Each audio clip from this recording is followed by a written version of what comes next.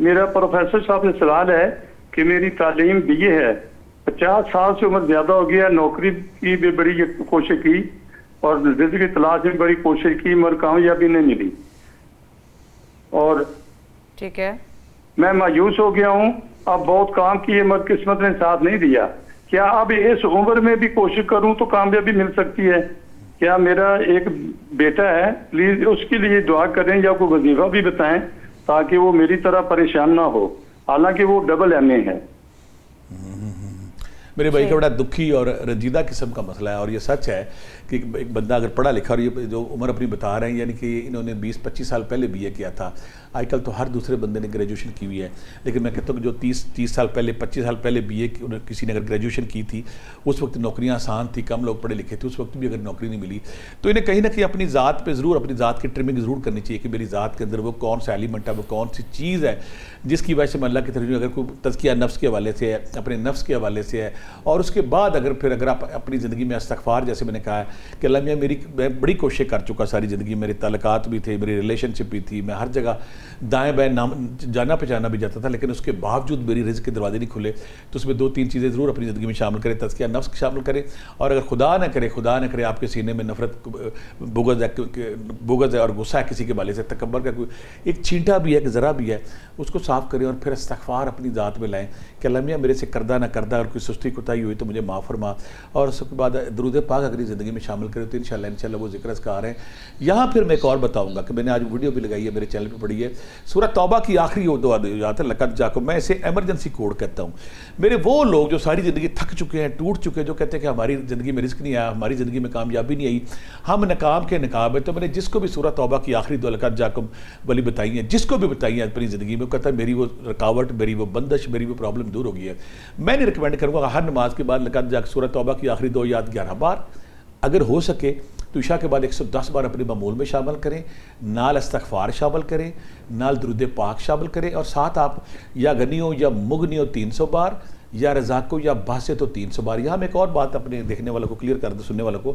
بہت سارے لوگ کہتے ہیں کہ میرے پاس اتنے پیسے اگر میں کسی کو دوں گا تو میرے پیسے کم ہو جائیں گے. قرآن پاک میں اللہ تعالیٰ نے کیا خوب جواب دیا ہے, بلکہ حضرت انسان کو تماچا مارا ہے کہ تم یہ سمجھتے ہو کہ تم جو اللہ کی راہ میں دیتے ہو وہ ضائع ہوتا ہے, یہ کم ہو جاتا ہے. نہیں, اللہ کی راہ میں دینا اس دانے کی مانند ہے جو اگر آپ زمین میں بوتے ہیں تو اس کے 7 بالیاں 7 خوشے نکلتے ہیں, اور ہر بالی سے 100 دانہ نکلتا ہے. یعنی کہ اگر آپ رب ذوالجلال کے راستے پہ, رب ذوالجلال, رب کو کیا ضرورت ہے, بادشاہ ہے. انسان جس معاشرے میں آپ رہتے ہیں, کسی انسان کی مدد کرتے ہیں, رب اس کو اپنے کھاتے میں ڈالتا ہے. اس سے بڑا رحیم, اس سے بڑا کریم, اس سے بڑا شفیق, اس سے زیادہ 70 ماہوں سے زیادہ شفیق کیا رب ہو سکتا ہے. ہم انسانوں جس مستی میں رہتے ہیں, جس معاشرے میں رہتے ہیں, مدد ہم ان کی کر رہے ہیں. اللہ کہتا ہے پھر, اللہ کے اور آقا کریم کی وہ بات جب میں سنتا ہوں میں حیران ہوں. اللہ کے آقا نے فرمایا کہ صدقہ خیرات سب سے قریب اور سب سے عزیز لوگوں کو کرو. یعنی کہ اگر ہمیں بات کا غلط فہمی ہوتی ہے کہ قریب عزیز, کہ جو آپ کا سب سے قریبی رشتہ دار ہے, جو آپ کے قریب دیوار کے ساتھ آپ کی دیوار ہے, صدقہ خیرات کے حقدار وہ ہیں.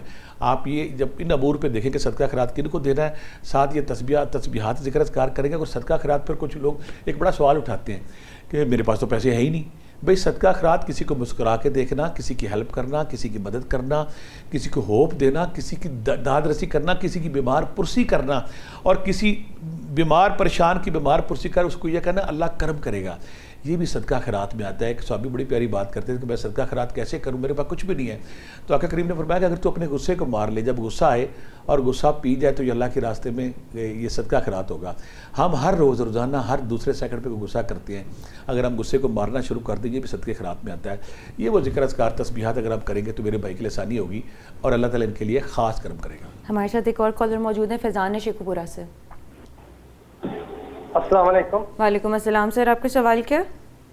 جی میرا بڑے صاحب سے سوال تھا کہ ہم نا 5 بھائی ہیں, تو میرے جو بھائی ہیں دوسرے وہ کاروبار کر رہے ہیں, تو ماشاءاللہ ان کا ٹھیک کاروبار چلتا ہے. تو میں بھی جو کاروبار, میں نے 2 سے 3 کاروبار جو چینج کیے ہیں کام, لیکن میرا کام نہیں چلتا. اللہ کے جو وہ بھائی ہیں ان کی, یعنی کہ ہم اکٹھے کاروبار کرتے ہیں, اکٹھے وہ کامیاب ہے, میں کیوں نہیں کامیاب ہو رہا. تو ایک بات ہے یہ کہ بھائی صاحب کا میں بہت زیادہ چاہنے والا ہوں, ان کے بتائے کچھ عمل تھے وہ ہم نے کیے, ہمیں بہت افاقہ ہوا ہے. ان کاروبار کے لحاظ سے میں کچھ ان سے رہنمائی لینا چاہتا ہوں. میرے بچے کا سوال یہ ہے کہ میں پوری کئی کوششیں کر چکا ہوں، بارہا میں نے کئی کاروبار بدلے، بارہا میں نے کئی کوششیں کی، مختلف شعبوں میں اپنا ہاتھ ڈالا، لیکن میں ناکام ہو گیا۔ تو کہیں نہ کہیں رکاوٹ، کہیں نہ کہیں بندش، کہیں نہ کہیں پرابلم آ گئی ہے۔ ابھی جو میں جواب دوں گا، میرے وہ سارے دیکھنے والے جو کہتے ہیں ہمارے کاروبار میں رکاوٹ ہے، بندش ہے، ہڈل ہے، رجت ہے، کام نہیں چلتا، ان سب کے لیے میں بتاؤں گا۔ تو آپ نے اس کو فالو کرنا ہے تاکہ ہمارے باقی لوگ بھی اس میں کور ہو جائے۔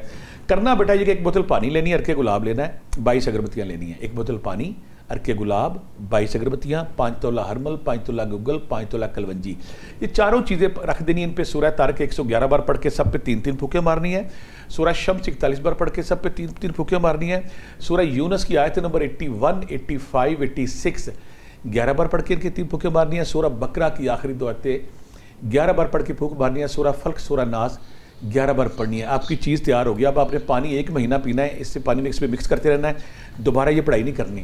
جو ہربل گوگل کلونجی، اس کی 5 یا 7 پڑیاں بنائیں، روزانہ 1 دھنی دیں، آج اس کمرے میں دیں، کل اس میں دیں۔ جو اگربتیاں روزانہ 2 لگائیں، اور اس کے بعد جو عرق گلاب ہے اس سے 3 جو گھر کے ممبر ایک دفعہ اس سے شاور لے لیں۔ یہ تو رکاوٹ بندش۔ اور دوسرا، اگر آپ سورہ بقرہ کی کیسٹ CD تلاوت لگائیں، اس کے بڑے فائدے ہیں۔ اگر آپ کیسٹ CD تلاوت نہیں لگاتے تو آخری 2 آیات اگر آپ اس میں باواز پڑھیں تو اس سے بڑے فائدے ہیں۔ آپ تسبیح میں بتاتا ہوں کہ رکاوٹ بندش والے جو لوگ ہیں، یا رقیب ہو یا حفیظ ہو 500 بار، یا غنی ہو یا مغنی ہو 500 بار، یا رزاق ہو یا باسط ہو 500 بار، یا حی ہو یا قیوم یا لطیف 500 بار، یہ روزانہ پڑھنا ہے۔ اور ساتھ آپ نے ایک ضروری خیال رکھنا ہے کہ سورہ یونس کی آیت نمبر 81 فلما الکالا والی جو ہے، سورہ یونس کی آیت نمبر 81 روزانہ پڑھیں۔ یہ وہ کمپلیٹ پیکج ہے۔ وہ لوگ جن کا کاروبار نہیں چلتا، رکاوٹ ہے، بندش ہے، یہ تسبیحات آپ روزانہ کریں گے تو انشاءاللہ 15 سے 20 دن کے اندر کام کھلنا شروع ہو جائے گا، اور آپ کے راستے آسان ہوں گے، اور بے جان اور رکے ہوئے کاروبار میں برکت پڑ جائے گی۔ ٹھیک ہے سر، ہمارے ساتھ ایک اور کالر موجود ہے، ثاقب اشرف ہیں گجرات سے۔ السلام علیکم۔ وعلیکم السلام سر، آپ کا سوال کیا؟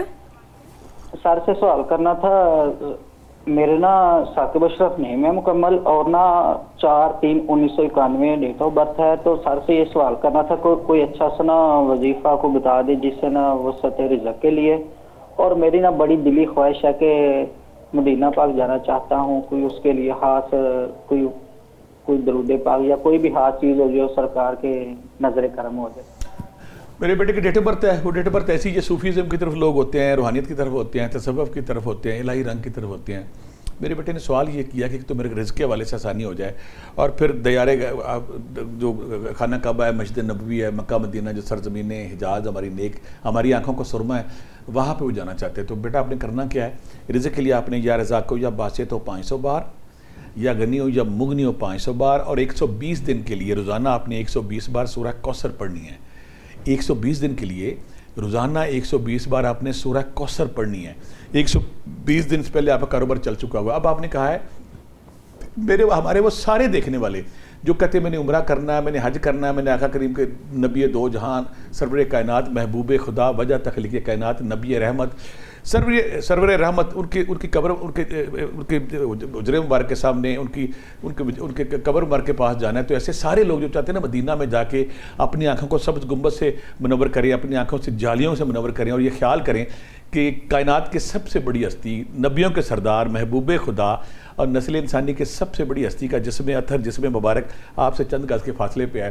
جب آپ یہ خیال کرتے ہیں نا وہاں پہ جا کے کہ آپ اس کائنات، اللہ تعالیٰ کہتے ہیں محبوب اگر میں تجھے تخلیق نہ کرتا تو میں پوری کائنات ہی نہیں بناتا۔ وہ ہستی، وہ نبی رحمت جن کی وجہ سے ہم انسان ہیں، نہیں تو ہم جانور ہوتے اس دنیا میں، ہمیں نہ احساس ہوتا، نہ رشتوں کا، نہ اور شائستگی تہذیب، کچھ نہ ہوتا۔ تو ان کا خیال کر کے آپ نے تیسرا کلمہ سورہ کوثر 1 تسبیح سے لے کے 5 تسبیح روزانہ پڑھنی اور آقا کریم کے حضور پیش کرنی ہے، اور ساتھ دعا کرنے کی یا رسول اللہ مجھے اپنے در پہ بلا لے۔ انشاءاللہ نبی رحمت آقا کریم صلی اللہ علیہ وسلم آپ پہ کرم کریں گے اور جلدی آپ کے سباب بن جائیں گے، اور آپ وہاں پہ سانس لیں گے۔ وہاں پہ سانس لینا جنید، حسن بصری، باجزید بستامی، بڑے سے بڑا ولی وہاں پہ جب جاتا تھا اس کی سانسیں رک جاتی تھی۔ ادب کا مقام ہے، وہ زبان سے نہیں آنکھوں سے بات کرتا تھا، سسکیوں سے بات کرتا تھا، اس کا جسم کپکپی تاری ہوتی تھی، اس کی آنکھوں سے آنسو روا ہوتے، اس کا جسم کشکول بن جاتا تھا۔ اور جب اس سرزمین پہ آپ جائیں تو آپ نے کام ضرور کرنا ہے کہ جہاں آپ بیٹھیں اس زمین کو ہاتھ لگا کے چوم لینا ہے۔ پتہ نہیں اللہ کے کس نبی کا وہاں پہ پاؤں پڑے ہیں، کس صحابی کے پاؤں پڑے اور کس ولی کے پاؤں پڑے ہیں۔ انشاءاللہ جلدی آپ وہاں جائیں گے۔